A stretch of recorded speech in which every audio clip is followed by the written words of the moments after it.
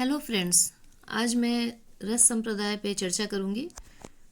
तो पहले मैं यहाँ बता देती हूँ कि प्रमुख जो काव्य संप्रदाय हैं वो 6 हैं। इसमें पहला है रस संप्रदाय, जिसमें कि जो कि भरत मुनि का है। और जैसे जैसे लिखा गया ऐसे ऐसे सीक्वेंस है इसका। सबसे पहले भरत मुनि आए थे, फिर भामा आए थे। इनका अलंकार संप्रदाय है। और वामन का रीति संप्रदाय है। ध्वनि संप्रदाय आनंदवर्धन का है। वक्रोक्ति संप्रदाय कुंतक का है। और औचित्य संप्रदाय क्षेमेंद्र का है। तो इतना मुश्किल नहीं है जैसे ये सिद्धांत और संप्रदाय लगता है, तो उसके अनुसार हमें लगता है कि बहुत ही टफ होगा, मुश्किल होगा, पर थोड़ा समझने की बात है। तो आप ये समझ लीजिए। वाग वैदग्ध्य प्रधाने अपि रस स्वात्र जीवितम। ये भरत मुनि का कहा हुआ है और इसका अर्थ है काव्य में वाणी की चमत्कार महत्वपूर्ण तत्व होने पर भी उसका प्राण तत्व रस ही है। इनका कहना है कि कितना भी वाणी में चमत्कार हो, बहुत ही अच्छी भाषा में लिखी गई हो कविता, लेकिन जो उसका रस होता है, जो उसकी अनुभूति होती है, जो उसका एहसास होता है, उसी को ये इन्होंने प्राण तत्व माना है। उसके बाद हम यहाँ देखते हैं कि 2 लोग हैं जो इसमें सुधारक थे, जिन्होंने इसको सुधार किया था। सबसे पहले सुधारक थे भट्टलोलट और दूसरे सुधारक थे शंकुक। आगे हम इनके बारे में भी देखेंगे। राजशेखर, इन्होंने काव्य मीमांसा में लिखा है कि शब्दार्थो शरीरम रस आत्मा। शब्दार्थ जो है वो सब शरीर है, तो रस जो है आत्मा है। विश्वनाथ ने अपने साहित्य दर्पण में कहा है, उनकी पुस्तक है साहित्य दर्पण, उसमें कहा है कि काव्य रसात्मक काव्यम, वाक्य रसात्मक काव्यम। और देव ने शब्द रसायन में कहा है कि रस काव्य का सार तत्व है। और रामचंद्र शुक्ल ने कहा है कि हृदय की मुक्तावस्था रस दशा है। अद्वैतवादियों का मानना था कि आत्मा को परमात्मा में लीन होने देने की दशा को आनंदाभूति कहा जा सकता है। रस के 4 अवयव है या फिर 4 अंग है। इस तरह के प्रश्न पूछे जाते हैं कि रस के अवयव या रस के अंगों की व्याख्या करें। तो इसमें हम देखते हैं कि अस्थायी भाव, विभाव, अनुभाव तथा संचारी भाव, 4 इसमें चीज़ें बोली गई हैं। अस्थायी भाव मन के अंदर जो वासना, चाहत या अस्थायी रूप से विद्वान रहता है, उन्हें दबाया नहीं जा सकता, अनुकूल परिस्थिति में प्रफुष्टित हो उठता है, वही अस्थायी भाव है। कहने का मतलब है कि अस्थायी भाव हमेशा रहता है, पर जो रस के हमारे जो सबसे पहले आचार्य थे भरत मुनि, इन्होंने अस्थायी भाव की बात नहीं की थी। उनका कहना था कि अस्थायी भाव तो रहता ही है, विद्वान रहता है पहले से हमारे अंदर। लेकिन बाद में जो लोग आए उन्होंने कहा कि अस्थायी भाव जो है वो एक ही बात है। उनका पहले से ही मान लेना था कि अस्थायी भाव होता है, तो उन्होंने इसकी चर्चा नहीं की है। लेकिन बाकी लोगों ने इसकी चर्चा की है कि यह श्रृंगार, हास्य, करुण, वीर, रौद्र, भयानक, विवत्स, अद्भुत, शांत, वात्सल्य, ये सारे रस हमारे अंदर अस्थायी रूप से विद्यमान रहते हैं। और जैसे ही उसको कोई सुटेबल परिस्थिति मिलता है तो वो उभर जाते हैं, प्रतिस्फुटित हो जाते हैं। जैसे कि अगर हमारे अंदर जो है कि भावनाएं रहती है, अगर मान ले कि हमें हमारे अंदर डर की भावना है, भयानकता की भावना है, और हम अगर कोई शेर को देख ले तो वो बाहर आ जाती है। तो इसे ही हम अस्थायी भाव कहते हैं कि वो अंदर हमेशा विद्यमान रहती है। वात्सल्य की भावना हमारे अंदर है, लेकिन अगर माँ हमारे सर पे हाथ फेरती है तो वह उभर जाती है, सामने आ जाती है। तो प्रारंभ में 9 अस्थायी भाव कहे जाते हैं और बाद में कुछ को जोड़ा गया, जैसे कि वात्सल्य है, जुगुप्सा है, निर्वेद है, विस्मय है, ये सब बाद में जोड़े गए हैं। विभाव देखिए क्या होता है। जिस कारण से स्थायी भाव उद्दीपित या जागृत हो जाता है। विभाव यानी पीछे पीछे। यह जो है विभाव जो है वो किसके पीछे पीछे? अस्थायी भाव के पीछे पीछे चलती है। अस्थायी भाव विद्वान रहती है और विभाव उसको जागृत कर देती है। तो जिसके कारण, जो कारण हो, जैसे शेर इसका कारण हो गया। अगर हम जंगल में जा रहे हैं और हमारे अंदर डर तो है, जब शेर जैसे ही हमने देखा तो वो डर उद्दीपित हो गया, तो ये जो शेर जो है वो अस्थायी भाव है, सॉरी शेर जो है वो विभाव है। यहाँ रस नहीं आया है, केवल भाव आया है। यहाँ पे रस नहीं आया है, उसकी एहसास नहीं हुआ है। हम शेर देखें, अभी डर नहीं आया है।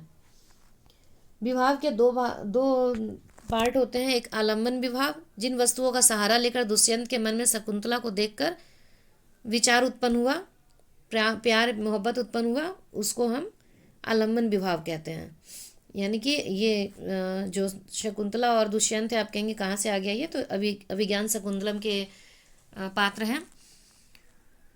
तो इन दोनों में जो विचार आया वो आलम्बन कहलाया, जो दुष्यंत के मन में शकुंतला को देख कर आया। लेकिन अगर वो शकुंतला और दुष्यंत पुष्प वाटिका में टहल रहे हैं, घूम रहे हैं, वहाँ पे नदी कलकल कलकल करके बह रही है, चांदनी रात है, तो उससे जो बाहरी चेष्टा से जो भाव उत्पन्न हुआ उनके मन में, वो उद्दीपन भाव आ गया। जैसे वो शकुंतला को देख के उनके मन में विचार आया, और वहाँ के जो माहौल थे उसको देखकर उनके मन में जो भाव उत्पन्न हुआ, गाना गाने का मन करने लगा या प्यार उभर कर आ गया उनके मन में, तो वो उद्दीपन भाव है।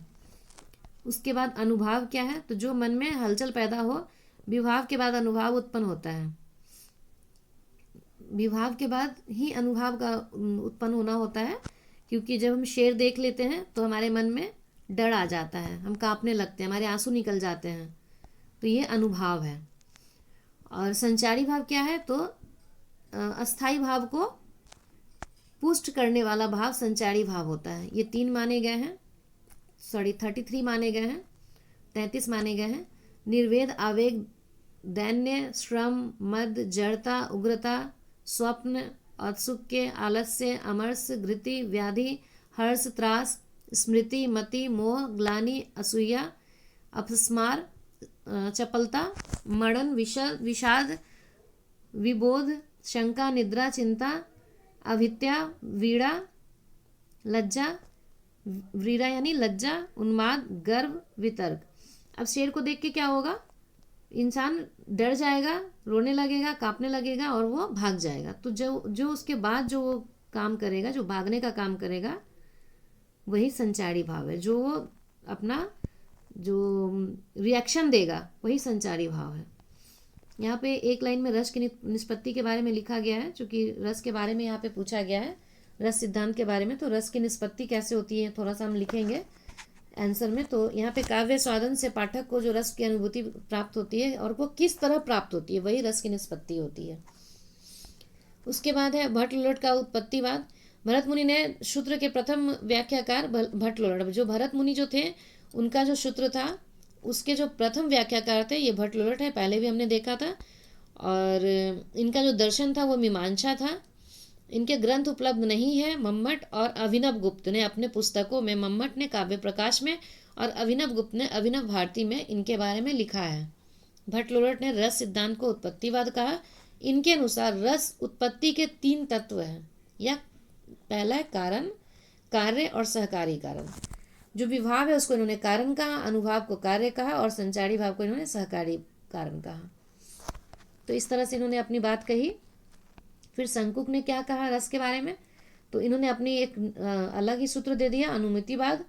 और शंकुक जो थे वो न्याय दर्शन के थे। भारत के रस सूत्र के द्वितीय का ये दूसरे नंबर के व्याख्याकार थे। इन्होंने भी इसका व्याख्या किया रस सूत्र का। इनका भी कोई ग्रंथ नहीं मिला। मम्मट के काव्यशास्त्र में व अभिनव गुप्त के अभिनव भारती में तथा ध्वन्यालोचन में इनके मत उद्धृत है।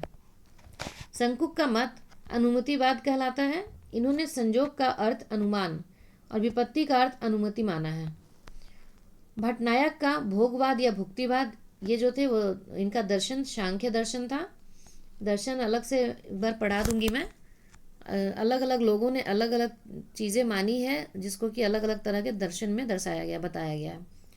भट्टनायक के विचार भी अभिनव गुप्त के अभिनव भारती तथा मम्मट के काव्य प्रकाश में मिलते हैं। इन्होंने रस निष्पत्ति का अर्थ मुनि, भुक्ति या भोगवाद तथा संयोग का अर्थ भोज्य भोजक स्वीकार किया है। रसो न प्रतीयते नोत्य दध नाभिव्यज्यते। अभिनव गुप्त जो है इनका अभिव्यक्तिवाद है। ये शैव दर्शन को मानते थे, यानी शिव के उपासक थे। इन्होंने अपने ग्रंथ अभिनव भारती तथा ध्वन्यालोक में अपने रस विषयक मत प्रस्तुत किया है। अभिनव गुप्त ने संयोग को व्यंग्य, व्यंजकत्व, संबंध और निष्पत्ति को अभिव्यक्ति माना, इसलिए इनके मन को अभिव्यक्तिवाद कहा जाता है।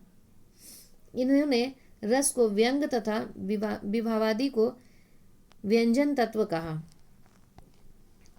इसके बाद भट्टनायक का साधारणीकरण भी एक है।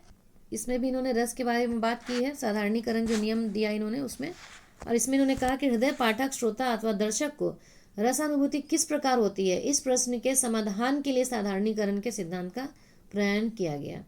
आचार्य शुक्ल ने कवि के लोक हृदय में लीन होने की दशा को रस दशा माना। गुलाब राय कवि के संबंधों का साधारणीकरण होना मानते हैं।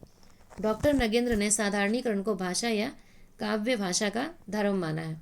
अलग से भी शॉर्ट नोट में साधारणीकरण पूछा जाता है, तो अगर हम इसके बारे में हम थोड़ा सा मैं बोल देती हूँ कि जैसे कोई स्टेज पे कोई प्रोग्राम हो रहा है, मान लीजिए कि दुष्यंत और शकुंतला अपने नाटक को वहाँ पे प्रस्तुत कर रहे हैं, और कोई व्यक्ति वहाँ पे बैठा है जिसके मन में प्यार है, प्रेम है किसी के प्रति, और जब वो नाटक को देखता है और उसको अपनी प्रेमिका उसमें नजर आने लगती है, उसको वो महसूस करने लगता है और उसके मन में वो भाव उत्पन्न होने लगते हैं, तो यही रसानुभूति कहा गया है यहाँ पर, और इसी को साधारणीकरण कहा गया है।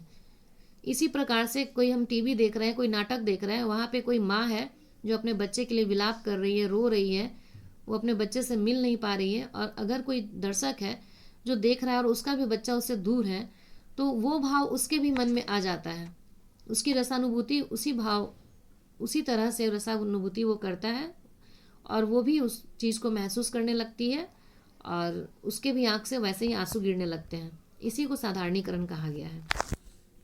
आप अपनी भाषा में इन चीज़ों को लिख सकते हैं। तो यहाँ पे ये मेरा प्रश्न खत्म हो रहा है। यहाँ पे एक निष्कर्ष आप ज़रूर डालिए। निष्कर्ष में आप थोड़ा सा 2 लाइन लिख सकते हैं कुछ भी, कि जो हमारे पुराने जो लेखक हुए उन लोगों ने बहुत कुछ कहा है रस के बारे में, और किसने क्या कहा, कुछ थोड़ी सी बातें आपके मन में जो भी इसका सार आता है, निचोड़ आता है, वो 2-3 लाइन में आप ज़रूर लिखें, क्योंकि परीक्षा में आंसर लिखते समय हमेशा ध्यान रखें एक भूमिका और निष्कर्ष जरूर लिखना चाहिए। आपका एग्ज़ाम बहुत ही अच्छी तरीके से जाए और आपको इस नोट से कुछ फ़ायदा मिले। धन्यवाद।